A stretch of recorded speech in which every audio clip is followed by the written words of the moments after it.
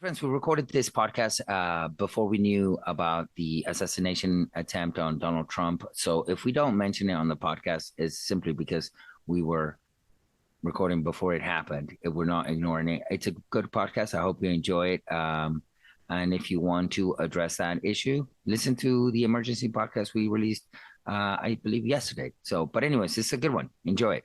Take care. Hi, everybody. You're listening to Americans by Choice, a podcast from Miguel and David. We bring the outsider's point of view to inside politics. We're both foreign-born and lived in the USA for over 25 years, following politics blow by blow all along the way. Join two old friends who like to talk politics and had a good time while doing it. How are you, my friend? Miguel, what happened to you? Look at you, clean shaven. I never seen you. Are you going to apply for a job? Are you going to the Heritage Foundation website to apply for a job? What's going on? Well, I'm more surprised why you're not wearing, I can only assume that you're already packing because you're not wearing your red cap. So you must be packing for Milwaukee for the Republican convention. My right? God, we're looking forward for Milwaukee. Absolutely. Yeah, I mean, what a week we have ahead of us. I'm just getting a new batch of red hats. Right. I don't want to use the old ones because I wore them out. So, I mean, if I remember correctly, you wear one in the morning and then you switch it out in the afternoon. You like him. Yeah, it depends for the event. And you never bend the cap, right? Yeah. Depends. That's a sign. That's a sign for my Patriot friends. When your Patriots friends see me with urban Republicans, like non-urban Republicans. Yeah, no, we're business. We're business. That means that we're packing. We're packing, and we have extra ammo. By the way, Miguel, next week we are looking forward to have Jamie Miller, insider of Florida politics, which is the epicenter of American politics right now. Right. So, and not only that, I think Jamie's going to be our correspondent straight from the convention. He's going to be in Milwaukee. So we're going to get the real heartbeat of the convention. We're going to get the lowdown. So it should be quite exciting. What a great guest. What a great guest to have. Yeah. Miguel, so listen, do you promise you're going to behave? No. This is a smart man. This is a smart, educated man, and you need to be. No, you're not going to behave. No, I was hoping you'll say that. No, be like come on, man. A loose monkey on a tuxedo wedding. It's like, what is that guy doing here? But no, it should be fun. I'm really excited to have. I believe this is going to be our first guest on the pod, so that should be really exciting. Jamie's going to really bring a different perspective and flavor to the pod. So we are really excited to have him next week. So yeah, let's see how that goes. Miguel, what a week to be a Trump supporter. This is the best week in the history of Trump candidacy to be a Trump supporter. Trump has never been the clear all odds favor to win anything. I mean, I'll put it. Yeah, not only the clear favorite. I'll put it in a different way, David. I don't think that Donald Trump has ever believed that he could win an election until today. This is the first week I believe that Trump has ever, almost in his mind, is convinced he's going to win. Every other time, I believe he was bluffing, but this time he really believes it. Incredible, huh? Yeah, no, and he should. He has never been more of a clear. Listen back. I mean, let's make no bones here. We're not Trump supporters, but let's think about what an incredible victory this man is riding to, right? Think about it. This guy was so strong, he didn't bother to debate his opponents on the primary. Nope. I don't care. He mocked them. He let them go over there. That's the kids' table. I don't know what they're doing. I'm the president. Boom. Then he comes out and says, like, listen, I want to have a debate. I'm going to have it now. I don't want to wait until usually the debates happen. I'm going to have it now. And then he takes the incumbent president with one of the strongest economy that we ever had. He knocks him out of the race. Or that's how it's shaping out to be right now. But even if because make no mistake, if Biden is not effectively knocked out of the race, Biden is wounded. He's a wounded animal from here until he's dead. Until election day. Well, he could be a wounded animal too. You know what I'm saying? Well, he's a wounded animal. Now the task.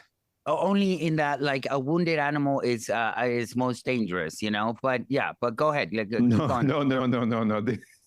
This is an all animal. It's also wounded. This is not like a Sprite 20-year-old that you just.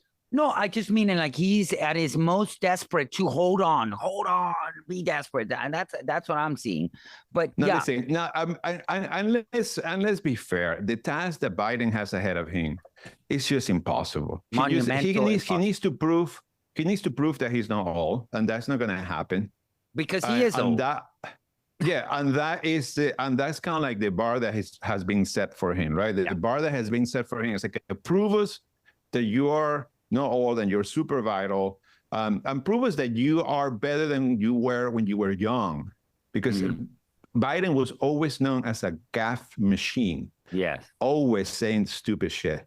Yeah, always, Miguel. At his best and brightest.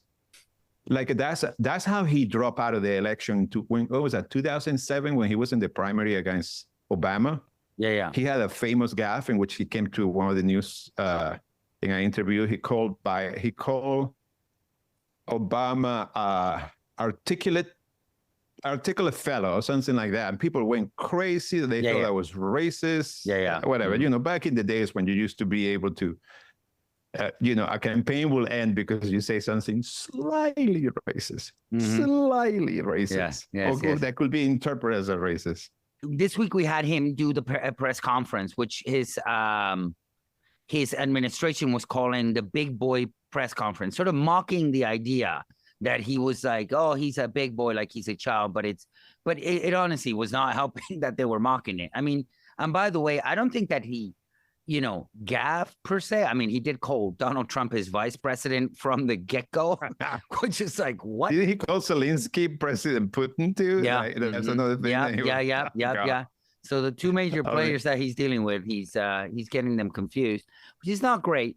But then look, the Democrats kept saying, look, he's got a mastery of the issues, and he talked for over an hour. Look, because last week it got a little contentious here. Like, look, I am not yet a Biden hater. I believe that he can talk articulately about the issues. He's a very intelligent man. He's been in the business for a long, long time. I know that he knows what he's talking about. This is just not what the conversation's about. It's just about his ability to maintain a energetic and good presidency, where it's not his knowledge that we're questioning, is basically what I'm trying to say. Well, here's the thing, Miguel. If you take any of those disastrous performances, the debate, that big boy conference, right? And you read the transcript. Yeah. Well, and you see the transcript. He's coherent. Yeah, he had a gaffe that is obvious. Sure. Like, yes, Trump is not the vice president. He's a gaffe. And everything he says is actually coherent, and it makes sense. And it's actually insightful, except that his delivery has come to the point where we had to come to terms with, like, well, there is something about the delivery. You don't have to be great, but you have to be somewhat effective. Yeah, I mean, look, right now, and the media and the message has become that. The message, all we hear when Biden talks. I mean, look, my wife sometimes calls me David, and I'm sure that's just an innocent mistake for no other reason that she, sometimes you're. Oh my God! No. If I tell you the people that call me Miguel in my life, really? Doesn't even know you. Yeah. Oh, they know me. Don't worry. It's just you don't know that they know me. I think so. I think they do. No, but you're right. And so anything that the coverage become myopic in that, like, all we're looking at it is, when is he going to fall? When is he going to gaffe? Is he going to die in front of us? It is a train wreck that we're watching right now. And there is no room for, unfortunately, to go and talk about the record, that it is a very good record. Now, that being said, he went up. Fantastic record. Miguel, no Republican has ever gotten a record like this in our lifetime. It's okay. In our lifetime, as an adult, right? We start counting from what? From first Bush, that's sure. Like or Clinton, Clinton. So yeah, Clinton. So in our lifetimes, no Republican has had this great of an economy, this great of achievement, this great of a handling of international crisis, sure. Right? Sure. And it's because I always tell you, Miguel, in my adult lifetime in the United States, which is more than 30 years, I never seen a Democrat win an election I've seen Republicans lose elections. I never seen a Democrat win it. Because you know what I'm saying. The only time that a Democrat it's an interesting premise. has won an election is because the Republicans set up the House on fire, and I mean on fire. The biggest disasters. Well, there's the Bush, the Bush. It's with Bush. By the time the economy was in such a free fall that has been in our lifetime again. The lowest point. That has never been a bigger crisis in the economy. And at that point, anybody, a potted plant in the Democratic Party, we have been able to win, right? Because the people were like, okay, shit, this guy set the house on fire. Let's just kick things out for a little while. Sure. And let's don't forget that when Biden took over, we were still in the middle of the COVID crisis. And again, the house is on fire again, and people are like, well, those guys are out there telling us they can do better, and let's give it to them, right? And every single time, again, this is a cycle that has several phases. Obama picks up that clusterfuck, picks it up, builds it up, crashes with Trump. Biden takes it, builds it up. And when Trump takes over, he's gonna reap the benefits of the infrastructure bill. Of course. Of course. Of the infrastructure bill that Biden passed, and he's supposed to have, far-reaching effects. It's one of the few bills that we ever have that's like a long term. It was clear that many of those policies wouldn't have an effect immediately. Now, here we had Trump ready to jump in, and Miguel, and reap the rewards. The day after Trump becomes president, all you're going to hear is about how good the economy is, how good the GDP is, and how good unemployment is. The day after, 100%. The same numbers. But it's going to be all him. 100%. I like the premise. I mean, I would only argue that Obama did win his second term without, any disaster. He was, I think he beat Romney straight up. But when we take power back from him, and Bill Clinton also was able to have a really strong, win. And like you said, then crashed by Bush through not just the economic disaster that happened in 2008, but I would argue the double war of Iraq and Afghanistan, unnecessary war in Iraq. Massive tax cut. I don't think. I mean, only Trump has been handed a better economy than Bush was handed by Clinton. I mean, Clinton had an economy that was not only booming. It's the first time that we have paid the debt. That we were paying the debt. The surplus was actually, we were getting surplus in the budget. So it's like So listen, I always say, and I told you this comparison. America is like it has one boyfriend. Yes, go ahead and give this one, because I want to revisit this. But go ahead, give. I love this. Go on and say it. Go on. Well, I always think America is this woman who is in love with this guy who tells her you're pretty, but comes out and abuses her, treats her really badly, cheats on her, does her thing, and after she just leaves the fucking house all full of bruises and shit, and gets picked up by this other one. And the minute that she's all okay, and are you okay? Fixes her up. And puts a nice mink coat over her, buys her some jewelry. She's looking pretty and rich. She's going back to school. She's like going up and up. She's quit drugs. She quit all the drugs. She went through all the. She sees the asshole on the street and goes like, that's the one I really want. And goes right back with her. Here's again. So Republicans are the true love of America. This is just a very backhanded way to tell my fellow Republicans that I think America, it really likes you guys better, like a lot better, like the true love. Yeah, it's true. It's true. I want to finish just a little bit on the Republican convention. Obviously, look, if the convention is the wedding, we've just had the greatest bachelor party ever. We are coming happy, energized. We're feeling good about it. This is going to be a great marriage. I.e., the convention we're going to go straight into the presidency, right? But we got to pick, I guess, the most irrelevant person in the wedding, the bride. Who's going to be the VP, right? So I'm kidding. I'm obviously kidding. The part is the most important part in the but and all that's going to happen next week is that we're going to find out who the VP of Trump is. We're going to still get high on how good they're doing, but really all they're announcing is who the VP president. No, I don't think I've never seen a run up to a convention where the convention doesn't get covered. We're maybe 2 or 3 as through record. We're like maybe 2 days out from the convention. Correct. And the coverage is still. Biden. Is Biden available? Is Biden capable? The wagons are like crossing out on the sense that I think the voices are getting really loud for him to step out. The calls are coming from all directions, right? His support has weakened in all directions. I think I read this morning that a group of donors just say that they're going to withhold $90 million. They heard the podcast. They heard yes, podcast. I say that was you put that out 3 weeks ago. You actually Dear George Clooney. Yeah. Well, my count was yesterday was 3 senators have come out against Biden, and I believe publicly. about by the way, that's publicly. Everybody says that behind the scenes, all of them. Everybody, but I'm saying publicly, 3 senators and about I think the count last night when I went to bed was 18 House members. But can I just come out publicly? Yeah, it have come out publicly. I want to talk to you about a little theory because we did have Mr. Clooney come out and write the op-ed at the beginning of the week saying, "Mr. President, I love you, but you need to step down." That was an interesting move, and people say, "Oh, why are people in Hollywood talking about politics?"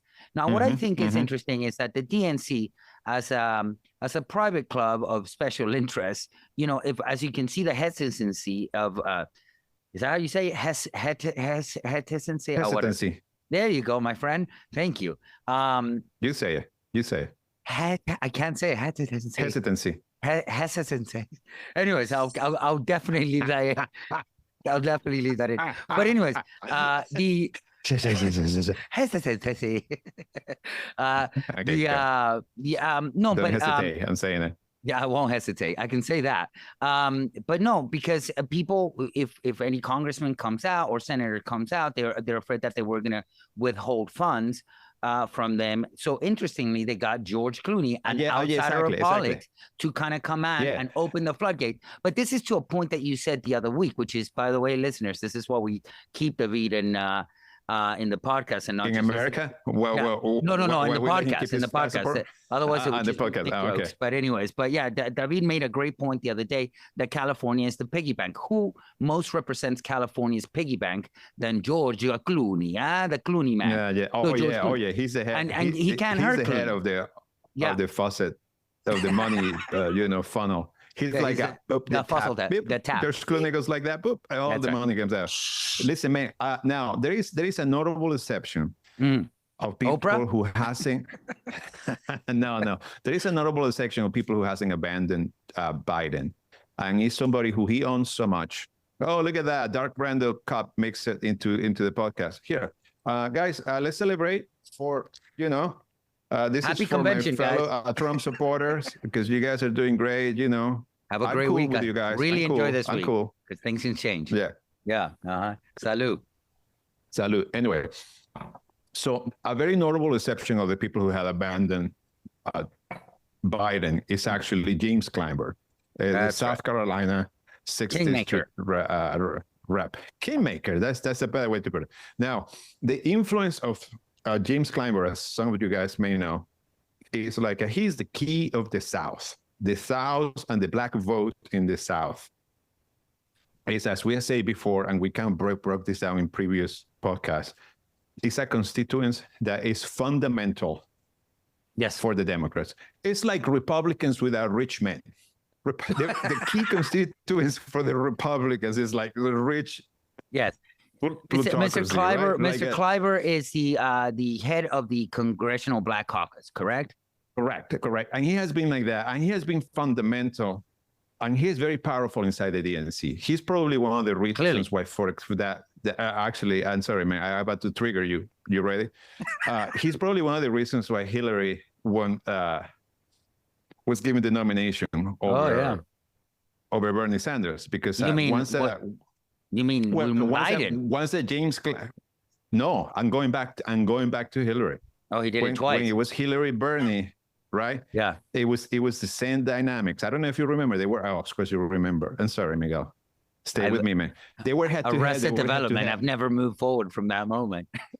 When Hillary was going against Bernie Sanders, they were head to head, and Bernie was doing really well. Once they got to the South, the tide just swung. And it was a lot of controversy about whether it was the DNC influence, whatever. But at this point, you can substitute DNC for James Clyburn, and you had the right narrative. My point being, James Clyburn was fundamental in coronating the last two nominees for the Democratic Party. Correct. Hillary and Biden. Same thing with Biden. Biden was even same more... Same playbook happened in 2020. Yeah, with Biden was even more dramatic. Not only he went like, okay, we're gonna give you this. There is no secret. These are no secret. It's not conspiracy. No, I'm not saying it's a secret. It's just more obvious. No. It's a yeah. No, but there was an extra element. It was not only James Clyburn backing up Biden. It was also going. So this is the downstream effect. Like we lock these votes down here.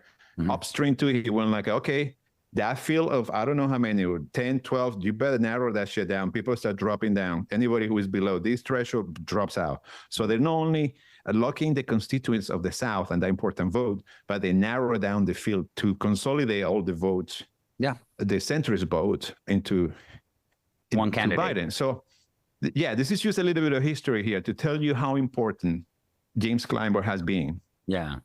Let me ask you something about that. And for how long he has been important. What were you saying?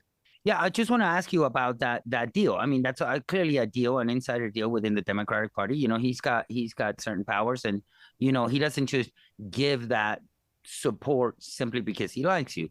Let me ask you: do you think when Mr. Clyburn gave the endorsement to Biden, that's when the deal with maybe choosing Kamala Harris came about? So that's an excellent question, Miguel. That's an excellent question. So with Kamala Harris, if you're looking at this from the outside, and remember, the point of view that you get from us is outsiders. We had no inside knowledge of anything. It looks from the outside, from the public statements that they make, that James Clyburn gave Biden the keys for the South, but he had an ask. His ask was, we need a black woman as a VP. I'm very public. This is no secret. This is no conspiracy, smoke-filled room bullshit. This happened on the press, which is the only information sources that you and I have, right? Is what you can see and what you can read. And they say yes, and Biden said yes, I will nominate a black woman as a VP. Yeah. So that was James Clyburn ask. And, you know, it was a good deal. They both delivered. Biden got the black woman in place that James Clyburn wanted, and James Clyburn delivered the South, and Biden is president. Now we are in this crossroads right now, where everybody is asking Biden to drop out, except James Clyburn. And the minute that James turns, this is out. But let me give you one extra. I know where you're going. I know where we're going with this. Yeah, I know exactly where we're going, and we need to go there. Let's go. Let's get there. This is, in a way, James Clyburn doing. The fact that we have Biden as the president without a viable successor, because I still think that Kamala is the likely successor, but it's not the viable successor. Kamala is the likely nominee, but it's not the likely president. See what I'm saying? Kind of like we tie ourselves to this albatross because we were playing identity politics, Miguel. Because when you say such and such has to be this race and this gender, that is nothing but identity politics. So when Democrats get up huffy and Gavin Newsom said, don't call Kamala a minority hire or something like that, it's like, well, you cannot have it both ways, man. You cannot demand that a person be this race and this gender, and when they are called, they're in that position because they're that race and that gender, say that it's beyond the pale to call them a minority hire. I would actually further your premise, which I 100% agree with. I think that Clyburn and maybe the Congressional Black Caucus, because I've seen the pundits on TV, and primarily the African American Democratic pundits right now are dead set on backing Biden. So what does that mean? They're going to say, we're going to hold the dam until we can. But that comes with the bargain. When the dam breaks, you have to give it to Kamala. And I think that's really what's happening. And that's actually the bargain on the table. James Clyburn, the only time that James Clyburn had wavered on withdrawing support from Biden, he said that clearly, yes, but it's going to Kamala. And kids, okay? The reason you listen to this podcast is that kind of hot take that you're not going to listen to in CNN. But go ahead, David. Let's wrap that shit up in a bow and give it to our guests. Well, okay, I wrap it up with a bow. Here it is. It is counterproductive to be playing identity politics at this point in this day and age. And I'm going to give you a very clear example that happens on this administration with the same set of people. When Biden when Biden had the opportunity to fill a seat on the Supreme Court, yes, right, the scholar seat, he came out and said publicly, this seat is going to go to a Black woman.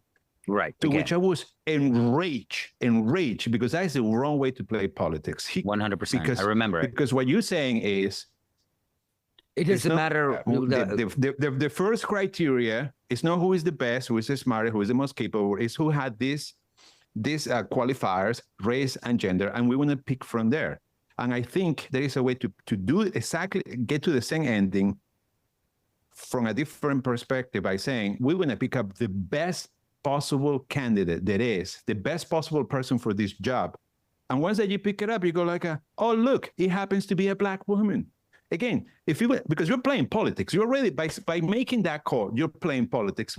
At least play the politics right, in which you don't undermine the person that you eventually pick up. And let me tell you what that pissed me off so much.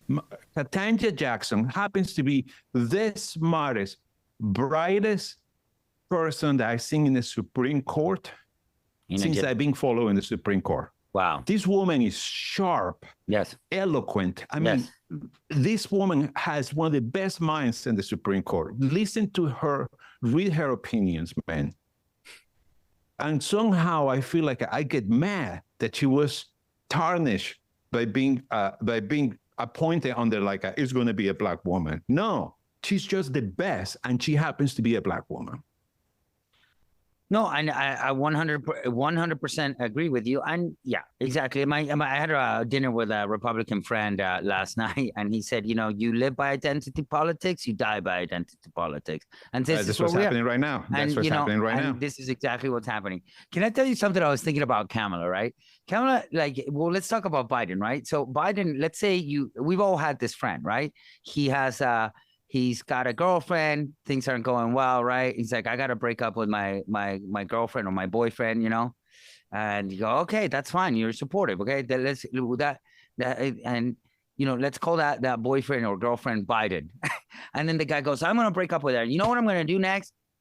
You remember my ex-girlfriend, Kamala? I'm going to go to her. And you're going to go back to your ex-girlfriend? No. This is a fresh start. We can have anybody. You don't have to go back to that. We can wipe the slate clean. Yeah.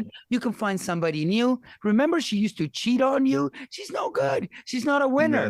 No, that's how I see this. This is not good, man. No, you're wrong. You're wrong. Look, Kamala Harris is not a winner. You and I, look, I know maybe most I know, Miguel. I know, Miguel. We agree on that part. She's not going to win. Yeah. She is. I don't even think she's marginally better than Biden. We disagree on the following. I totally agree that Kamala is going to lose, right?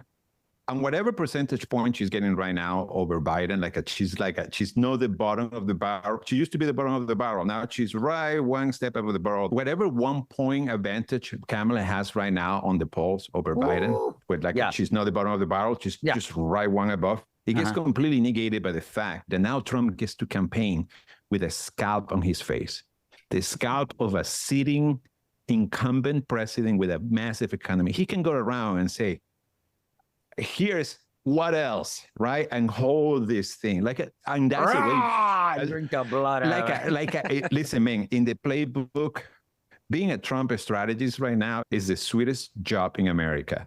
You got no bad path. They keep Biden, easy. They replace Biden with Kamala, easy.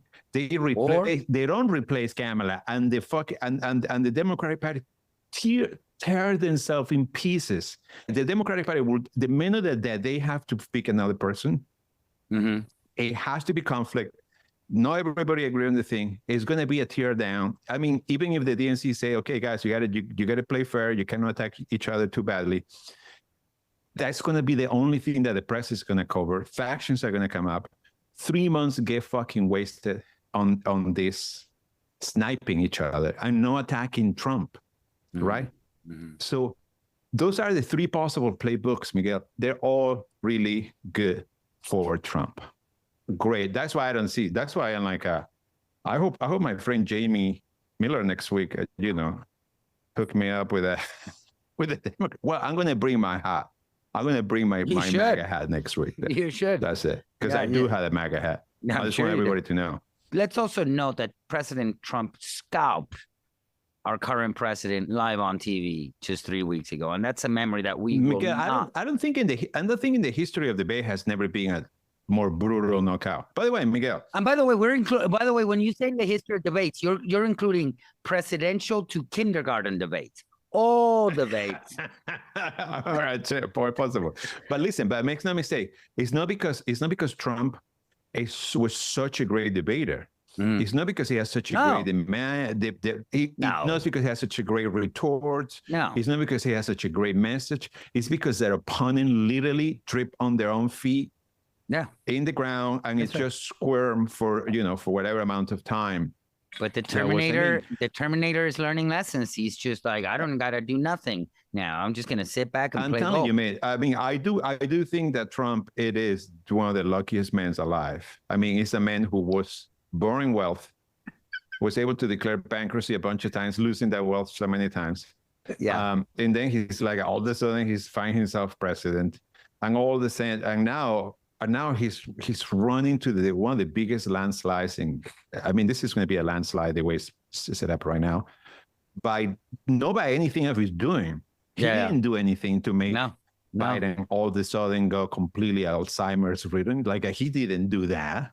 Well, there's no policy that he did. I mean, do you think he was spiking the water? Do you think he was? Well, no. I think like to our listeners. I mean, our regulars will know this, but David is a thoughtful. He doesn't believe in magical thinking, but he believes when he doesn't understand Trump, then Trump made a literal deal with the devil.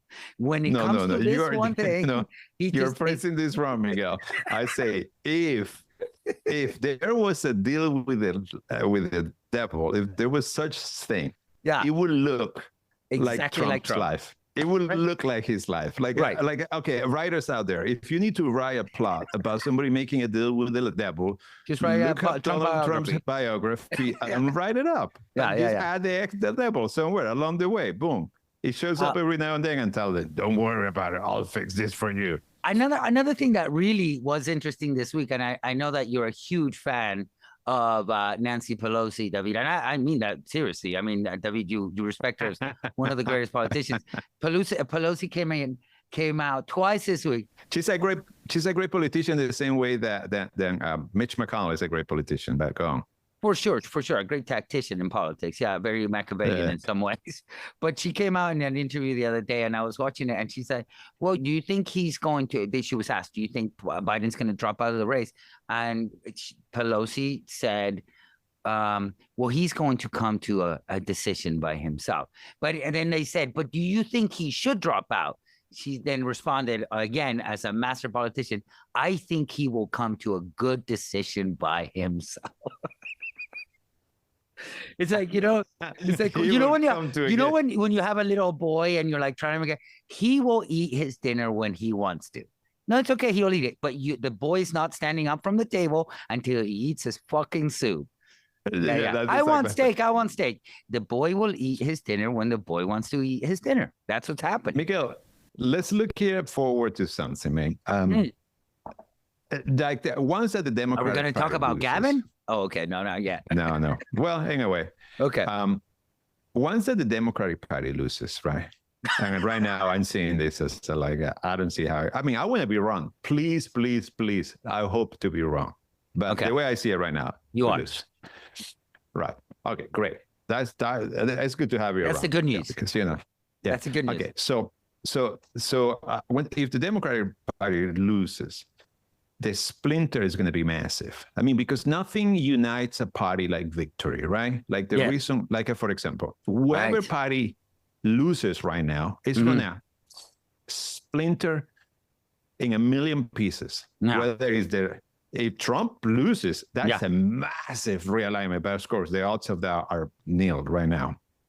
So let's think about what is probable. What is probable, not what is possible. And what is probable is like the Democrats lose, and they splinter, Miguel. Like this coalition between AOC and Cinema, it's not like, well, Cinema is already out, but you know, people on the right, like even Blue Dog Whitman, Democrats right? and the progressive wing of the party. That's going to splinter. And this is not the first time that is happening in our lifetime. Miguel, I think when a party loses, when they're out of power, they tend to reorganize. And nothing is more clear than that. We just saw that we're on our eyes. So the party of Bush Jr. loses to Obama. And what happens in those 8 years? We come on the other end, and what do we have on the other end? We have MAGA. And now we have those people who were at the center of the party during the Bush years, like, for example, Liz Cheney. Liz Cheney was dead, the beating heart at the very center of Republican politics, right? She has as much power as anybody, that the most powerful VP, anyway, a dynasty. She was a dynasty. She was the legacy of the Bush Cheney thing. She was one of the most powerful last names on the dynasty. We come out through that 8-year will on the Republican Party while Obama is president. Who is in the other side? Trump, who is out, completely out. Liz Cheney. That's just to give you an illustration of how the party changed. In the meantime, let's don't forget that Trump take on the Republican Party was a hostile takeover. You have everybody on the early primaries of 2016. You had every politician, like a Lindsey Graham, Ted Cruz, all the big dogs saying, no. We hate this guy. Now he is the party. So it was a massive reorganization, right? That happens when the Republicans were the losing party, and we can look forward to such a massive reorganization of the Democrats. And you can see how constituents are shifting and changing. I would argue that the process has already begun. This realignment that David is talking about, if anybody remembers, began with the Tea Party. And I remember watching the Tea Party on, I think I even saw him on I think it goes back one. It goes Sarah Palin, Tea Party. Yeah, I think this realignment in the Democratic Party had already begun with the advent and the rise of Bernie and the progressive side. I mean, we don't have to get too into it. But I just want to say they're being held together by a victory, Miguel. The only reason that Bernie Sanders is still in the tent is because nothing unites like victory. Right. So it's the only reason why AOC is in the tent is because nothing unites like victory. And the minute there is no victory, that glue that pulls everything together, the splinter. But I wanted to say that I remember watching the Tea Party on C-SPAN at the time, and it was like, these white guys in front of the White House with cowboy hats, and they had like little tea bags hanging off their hats, and it's like, this is the most ridiculous thing I've ever seen in my life. And then comes MAGA. I'm like, oh my God. But no, I mean, there was a very much AstroTurf movement. That was very much that. I mean, the billionaire class has done an excellent job. I'm fixing this problem that the United. I really like AstroTurf rather than grassroots, huh? They're very nice. Is that what you're trying to say? Well, the AstroTurf is when they come there and they pay people to fucking be. Yeah. No, I understand it. I've never heard the term. That's cool. Look, I think that I've also been expecting a realignment on the left. I mean, you can't really have a realignment on the right and then not have a realignment on the left. You know what I'm saying? Because the realignment on the Republican side not just realigns their own constituencies, but they're also Trump power grabs constituencies that used to be Democratic. I mean, significantly. Absolutely. The uneducated, working class, white vote of America now is attracted to MAGA. So when you begin to take away that thing, what happens on the other side naturally, and we've been discussing the Congressional Black Caucus, another caucus becomes more powerful and more, let's just say more powerful. And I'm going to give you a data point to your point. Sure. Like what you're saying, you're absolutely right. Here it is. So we know that even though Trump, that political savant, and let's fucking acknowledge it, right? He's a political savant. We cannot be, the guy's beating us down so badly. We cannot keep saying, he's dumb. No. He's a political savant. We had to give him that. But he's surrounded by and now this time around, he's surrounded by bright and effective people. One of Trump's political advisors, actually running his campaign, Chris LaCivita, he's down in Florida, the epicenter of politics right now, because, that's where the action is at. So he gave this quote: "For every Karen we lose, we're going to win a Jamal and an Enrique." This is a deliberate attempt to moving into that constituency that was a lock-in for Democrats, right? Right. The Hispanics and Black, especially Black males, apparently, I think our analysis still stand that Black women are the one true love of Democrats. But they're going after amazing that. How they're wedging, Black women over to the Democrat, conceding that, but trying to get Black men into their tent. No, listen, it is amazing. Here we have Florida again at the epicenter of politics. I think Florida, and I think the boomers. Yes. I think the villages, right? Like all these boomers retired to Florida and they decide to fuck with the rest of the country. And here's what's so fascinating for me. The boomers, right? The boomer generation is the first generation who had a better life than their parents and their kids. No, every time, most generations in America had like a better. The boomers are the ones who like, fuck you, I go mine, right? Like, it's I got it, and then I pull the ladder behind me too. They're so, and here they are as the last gift to us. Here you go, Trump with total immunity. Well, I mean, look. At least next week we'll have Jamie Miller straight from the convention, who also is a expert in Florida politics, kind of break down the epicenter of the Republican Party. I think wrap it up in this idea. I think next week, obviously, all eyes in Milwaukee, but like you said, nothing is moving outside of the story of will Biden drop. So yeah, that's going to be the story from here on now. The media on this one maybe gets a pass, like what are they going to cover? Trump's handicap at the at the golf course? I mean, that's Trump is doing. Trump is golfing from here until election day. Wow, man. As I say, what a week to be a Trump supporter. Well, and actually they're having a good week. I just wanted to kind of say this last thought regarding the Biden and obviously the Trump situation. And this is something that I've just been feeling. I just kind of want to speak my feelings here.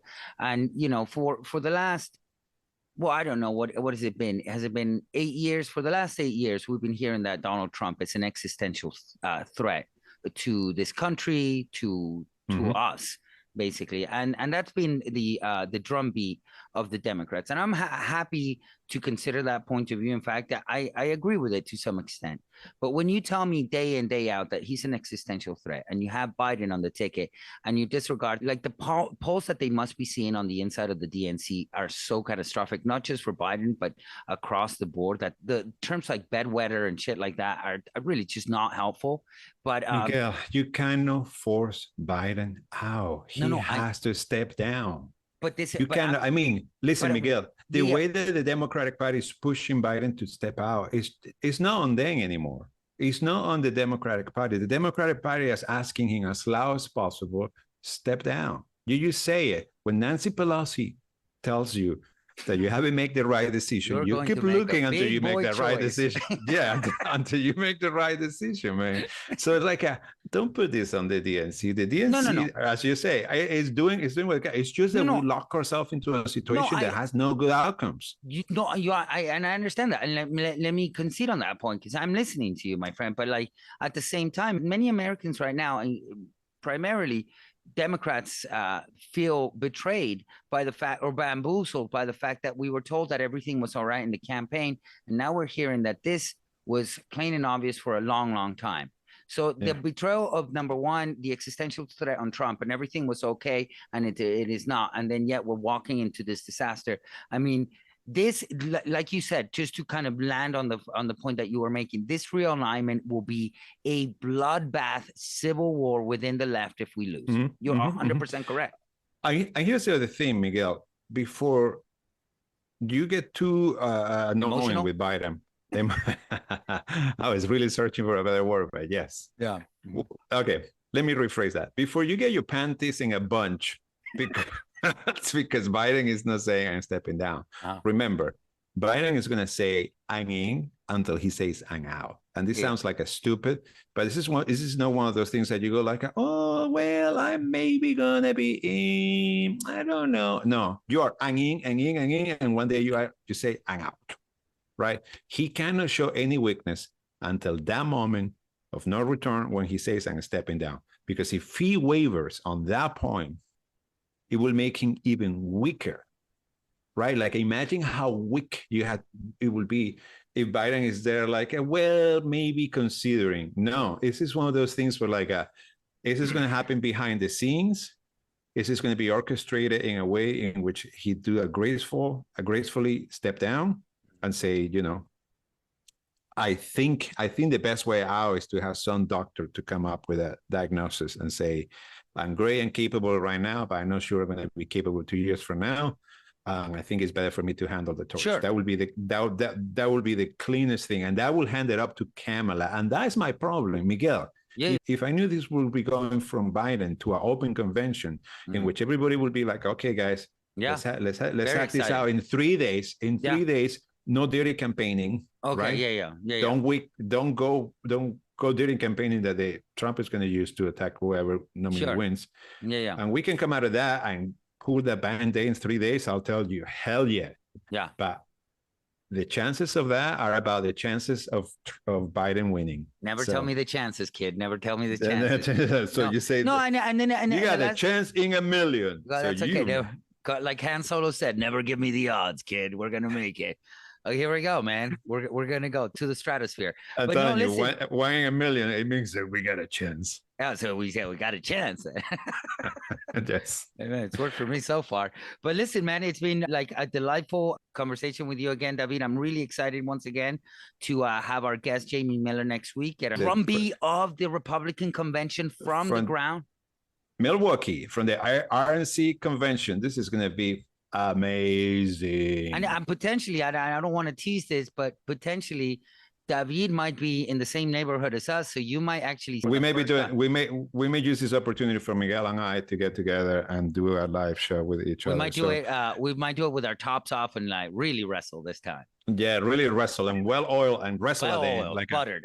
Wrestle every point, like I literally physically wrestle it. All right, my man. Love you. Love you too, to the audience. Please follow us, like us, write to us to Americans by Choice USA at gmail.com. That's it. We've really been enjoying all the correspondence, guys. Keep blowing us up. We love it.